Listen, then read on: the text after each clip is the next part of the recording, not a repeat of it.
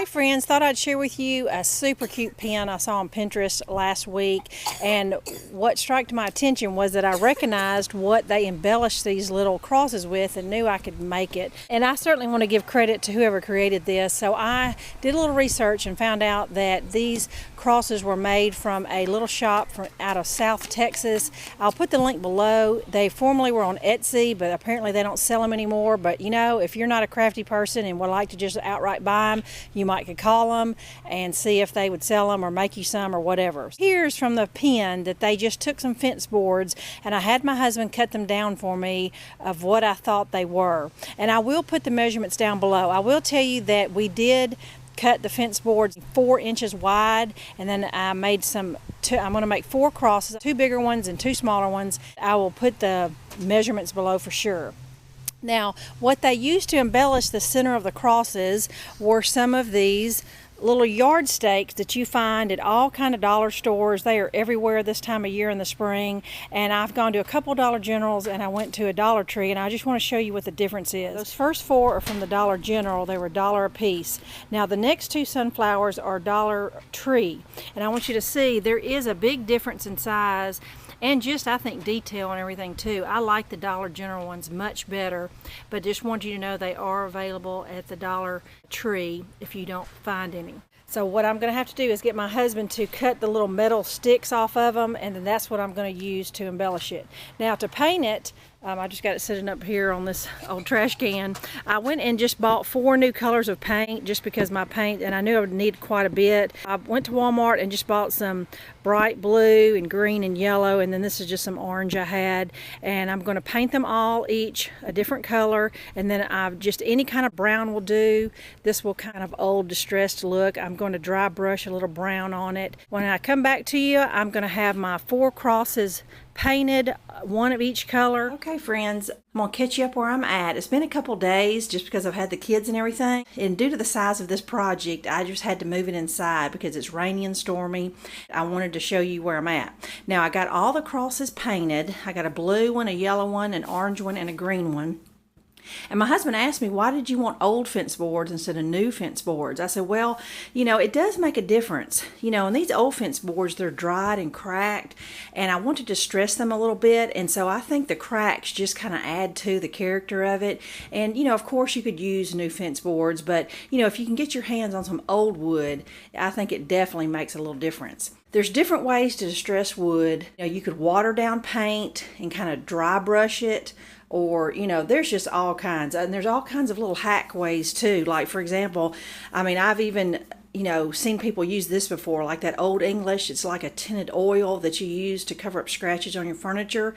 You know, if you're in a bind or whatever, you know, this definitely will give an aged or distressed look to wood, especially if it's a flat color like this. You know, that's the purpose of distressing it. Just kind of, it's going to take away from that flat color and just give it a little more character again. Now what I have is just some of my stash. It's just some brown paint. It's actually raw umber. And then I just happen to have a bottle of glaze. Most of you, I'm sure you know what glaze is. It's just a form of a medium that you can use, and you add just a touch of paint to it. So you're actually tinting the glaze. It's like 4 to 1, or just as long as you have way more glaze than you have paint. It's usually the way it works. I don't really ever measure, but it allows you to kind of wipe on, wipe off, and it doesn't dry as fast. And it's just a really easy way to give, you know, wood a distressed look, and gives you just a little more working time. I've got a little piece of a T-shirt, just a soft cotton cloth, and some rubber gloves just to protect my new manicure. What I'm going to do is, just for the space purposes, I'm not going to set up the camera, but I'm just going to, let me just show you what I mixed up. Was about a little over a good tablespoon of the glaze and just a dollop of the brown paint. I'm going to stir that up, and then I'm just going to rub it all over these crosses and then call it done.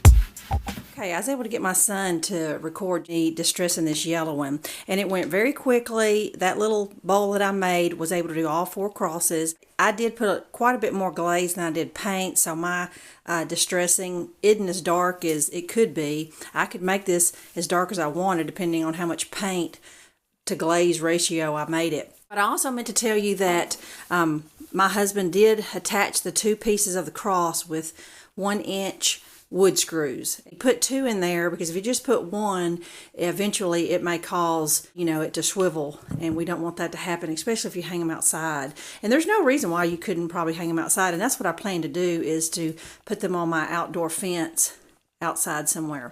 So anyway, just want to show you what it kind of looked like with the brown glaze on the green. I really love the distress of that, and I could even get more definition if I was to put more brown paint on it, but I like the way it is, and I'm going to leave it as is. The orange one darkened up a little bit, and I definitely think the glaze toned down that flat yellow. It just gave it a lot more character. I like the look of that. And the blue one definitely darkened up, which is still a little wet. So anyway, that's the look of them. And so now I need to figure out how we want to attach the little metal flowers and things, the little embellishments. My husband wants to maybe use liquid nails. I just need to figure out what's going to be the most durable outside. I also want to tell you that I'm going to put all the paint colors down below, the color names and everything, just so you know exactly what I used, so you won't be wondering exactly what colors. Okay friends, this is my crosses. I'm not sure I'm going to hang them yet in the backyard, so I just kind of propped them up here, and I'm going to give the orange one away to a sweet dear friend. I've got 3. I'm going to make myself another owl one when I gather some more fence boards. My husband's got to replace some more boards so I can have some, but I love the way they turned out. I did a little calculation, minus the glaze, I mean, they're a little over $2 per cross. So this is a steal compared to what people are charging for them. But if you don't have the resources and the help to make them, I certainly understand. But just wanted to show you how easy they are to make yourselves. Hope they inspired you in some way. Thanks for watching. Bye-bye.